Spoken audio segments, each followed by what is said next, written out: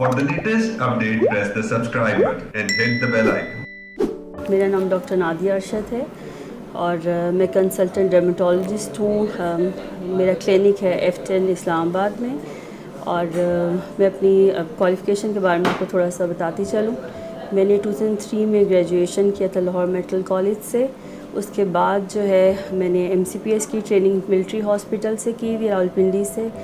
उसके बाद मैंने मास्टर्स किया डर्मेटोलॉजी में फ्रॉम कार्डिफ यूनिवर्सिटी इंग्लैंड से।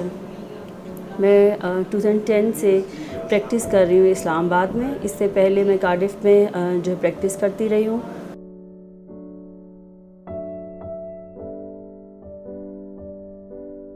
बेसिकली मैं डर्मेटोलॉजिस्ट और कॉस्मेटोलॉजिस्ट दोनों हूँ। इसमें यह है कि मैं डर्मेटोलॉजी की जो भी डिजीज़ आती हैं हमारे पास, बीमारियाँ स्किन से रिलेटेड, वो सब डील करती हूँ।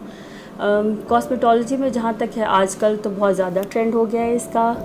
Botox, fillers, acne treatment, thread lift, hydra facials, psoriasis, सब ट्रीटमेंट्स मैं करती हूँ यहाँ पर क्लिनिक पर।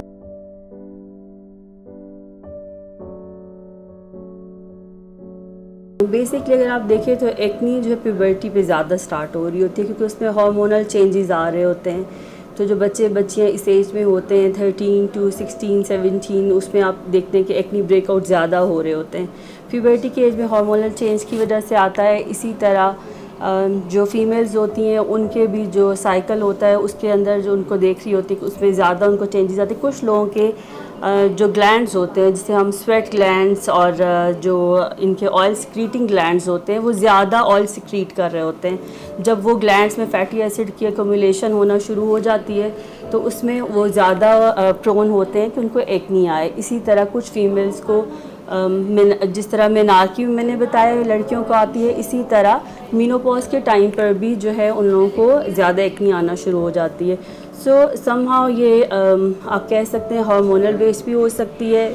उनके स्वेट ग्लैंड भी ज़्यादा सिक्रीट कर सकते हैं। लाइक नॉर्मली कुछ लोग ड्राई स्किन के होते हैं, कुछ ऑयली स्किन के होते हैं। तो जो ऑयली स्किन के लोग होते हैं उनको ऑयल ज़्यादा सिक्रीट होता है और उसी वजह से उनके एक्नी आती है। और अगर आप देखें तो एरियाज़ भी एक्नी के वही वाले होते हैं। फेस पे आती है एक्नी, शोल्डर्स, बैक पे, चेस्ट पर, ये सारे जो है वो ग्लैंड्स हैं आपकी स्वेट ग्लैंड्स और ऑयल सिक्रीटिंग ग्लैंड्स हैं जहाँ पे एक्नी आ रही होती है।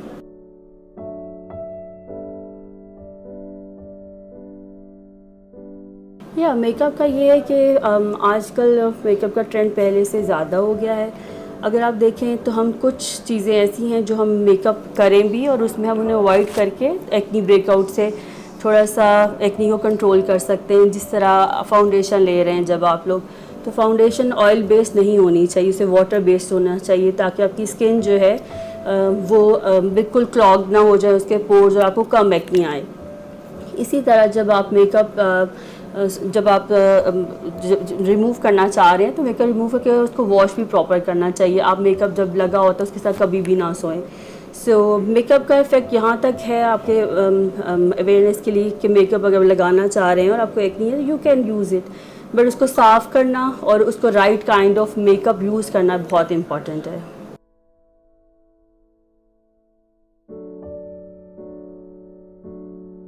Basically I am not a big fan of home remedies क्योंकि अगर देखा जाए विनेगर की बात करें तो इट्स एसिड, ऑर्गेनिक एसिड इसमें होता है।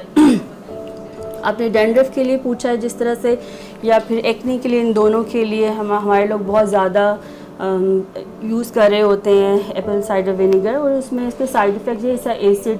तो आप बार देखें कि लोग बर्न वाले फेस के साथ भी आ रहे होते हैं, स्कैल्प में भी उनके बर्न्स आ रहे होते हैं। तो इसको एक डाइल्यूटेड फॉर्म में यूज़ करना होता है। सो ये क्या इसकी प्रॉपर्टीज़ क्या हैं, जिस तरह से ये pH चेंज कर रहा होता है तो आपका फेस वो उस pH को चेंज करने के लिए बेसिकली यूज़ करते हैं। एंटीबैक्टीरियल क्वालिटीज़ हैं उसकी, but I don't recommend it क्योंकि अगर आप इसे बहुत कंसनट्रेटेड फॉर्म में यूज़ कर लेंगे तो आप बर्न भी अपने फेस को कर सकते हैं या स्कैल्प को।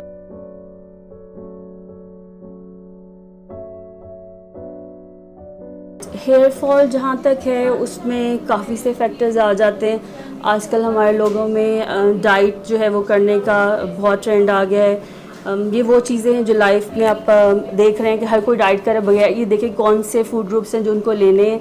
तो मेल न्यूट्रिशन की वजह से भी हेयर फॉल आ रहा होता है। उसके अलावा अगर थायराइड के प्रॉब्लम्स हैं, हेयर फॉल आता है, हार्मोनल प्रॉब्लम्स जो है पीसीओएस वाली फीमेल जो है उनके अंदर हेयर फॉल बहुत ज़्यादा आता है। अगर मेल की साइड पे देखा जाए तो उनमें अगर आप देखें तो हेयर फॉल जेनेटिक भी हो सकता है, फैमिली में रन कर रहा होता है। एक हेयर पैटर्न होता है उनका, रिसीडिंग हेयर लाइन होती है, बाल जाते हैं, लड़के भी बहुत परेशान हैं। कुछ लोग इन्वायरमेंटल चेंजेस भी होते हैं, स्ट्रेस की वजह से भी बाल गिर रहे होते हैं।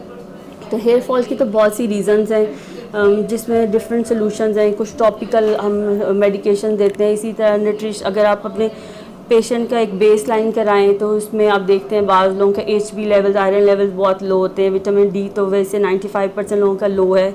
किसी का भी आप करवाएं विटामिन D लेवल्स तो पाकिस्तान में लो आ रहे होते हैं, क्योंकि हमारे यहाँ सन इतना सनी डेज होते हैं, पर still we are vitamin D deficient. तो ये जो मैल न्यूट्रिशन है बेसिकली और मल्टी विटामिन की डेफिशिएंसीज हैं। आई डोंट रिकमेंड कि आप मल्टी विटामिन ही लें, लेकिन न्यूट्रिशनल डेफिशिएंसीज जो विदाउट आप प्रॉपर एक वो चार्टिंग के और उसके जो डाइट्स करें उससे भी हेयर फॉल आता है। बहुत लंबी लोग स्टारवेशन पे चले जाते हैं। तो ये वाले फैक्टर्स को भी देखें, अपनी जो है फूड वो अच्छा लें तो वो रिफ्लेक्ट करेगी आपकी स्किन में भी, नेल्स में, बालों में। तो बेसिकली वो चीज़ें इंपॉर्टेंट है। थायराइड में लोगों के बाल जाते हैं, जिस तरह वो अपना अगर उसको बेटर करें, अपना थायराइड प्रोफाइल कराएं, उन्हें पता चलेगा। हार्मोनल इम्बैलेंसेस है फीमेल में, उसकी करेक्शन में भी। सो इट्स जस्ट नॉट कि आप बस कुछ चीज़ें लगाना शुरू हो जाए आपके बाल आ जाएंगे। आपको बेसिकली वो देखना होता है कि आप इसकी रूट कॉज क्या है हेयर फॉल की, तो उसके अकॉर्डिंगली ट्रीट करते हैं। देन PRPs हैं, they are quite famous, solutions हैं कुछ वो लगाने के लिए, मेडिसिन वो आप यूज़ करें तो आपका हेयर फॉल कंट्रोल हो सकता है।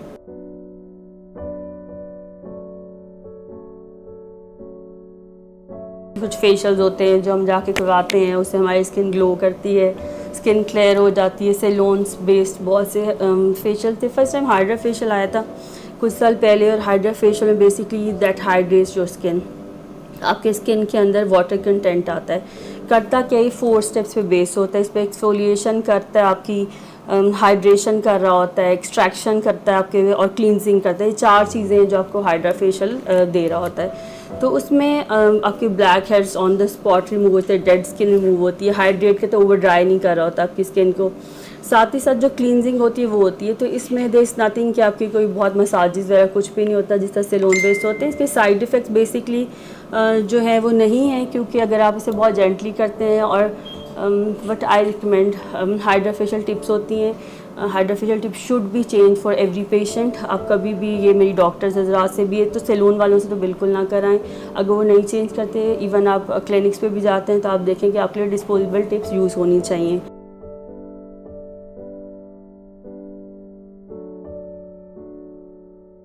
Okay, sensitive and dry skin जो है, अगर आप देखें लोग बहुत से अनइवन टोन्स के साथ आ रहे होते हैं, तो उनके लोअर फेसेस मोस्टली जो है आप फेस देखें तो वो डार्क हो रहा होता है, टैन होता है, और अपर फेस पे बात एक्ने आती है। तो वो क्या कर रहे होते हैं कि बेसिक अपने फेस को ट्रीट कर रहे होते हैं कि उनकी स्किन ऑयली है, क्योंकि उनके जो है वो दाने आ रहे होते हैं।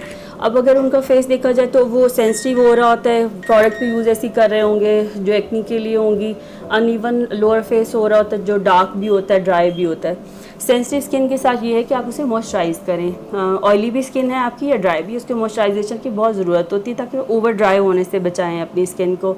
सेंसिटिव स्किन के लिए मेरा यही, मैं ड्राई स्किन है, ये ऑयली स्किन है, दोनों के लिए सनस्क्रीन डिफरेंट टाइप के हैं, मार्केट में भी अवेलेबल है। आप अपने डर्मेटोलॉजिस्ट से भी पूछ सकते हैं, आप right kind of sunscreen use करें और मॉइस्चराइज़र भी।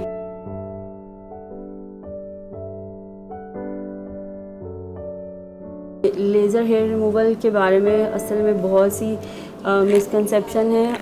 लेज़र हेयर रिमूवल एक तो बात बहुत आप कह सकते हैं कि बड़ी हाइप क्रिएट कर दी, 100% नहीं होता, पर येस यू कैन से 80% आपके बाल चले जाते हैं। एंड आफ्टर फ्यू सेशंस आपको वो रिपीट करना पड़ता है। उसमें आपकी ड्यूरेशन जो होती है हेयर के आने की और एक से दूसरे लेज़र की, वो थोड़ी बढ़ जाती है, प्रोलॉन्ग हो जाती है। बड़ी नज़र में 100% ख़त्म होते हैं। It's a safe treatment actually. ये बहुत प्रिसाइज कर जो है वो डिफाइंड होता है, जिस एरिया पे आप हेयर रिमूवल कर रहे होते हैं सिर्फ उसी के लिए होता है। I do encourage people, don't go for waxing और थ्रेडिंग। आप हेयर के जो रूट को ख़राब कर रहे होते हैं इवन आफ्टर टेकिंग वैक्सिंग और थ्रेडिंग, आप देखें शेडोज़ लोगों के, फीमेल्स के फेस पर भी पूरा एक मस्टैच का शेडो या एक बियर्ड का आ जाता है। तो आई डोंट रिकमेंड कि लेज़र जो है वो ना करवाएं और थ्रेडिंग वैक्सिंग की बाकी के जो है एपिलेशन की चीज़ों में जाएं, क्योंकि वो उसकी एनेटमी ख़राब कर रहा है जब हेयर पुल हो रहा होता है। अगर आप लोग मेरे से अपॉइंटमेंट अपनी बुक करना चाहते हैं तो आप मरहम के प्लेटफॉर्म से अपॉइंटमेंट बुक कर सकते हैं। वहाँ पे पूरी डिटेल्स मौजूद हैं। मेरा नाम डॉक्टर नादिया अरशद है, मैंने स्टार्ट में बताया था। मरहम की जो है वो वेबसाइट और उस पर जाकर आप चेक कर सकते हैं और डिटेल्स ले सकते हैं। Thank you.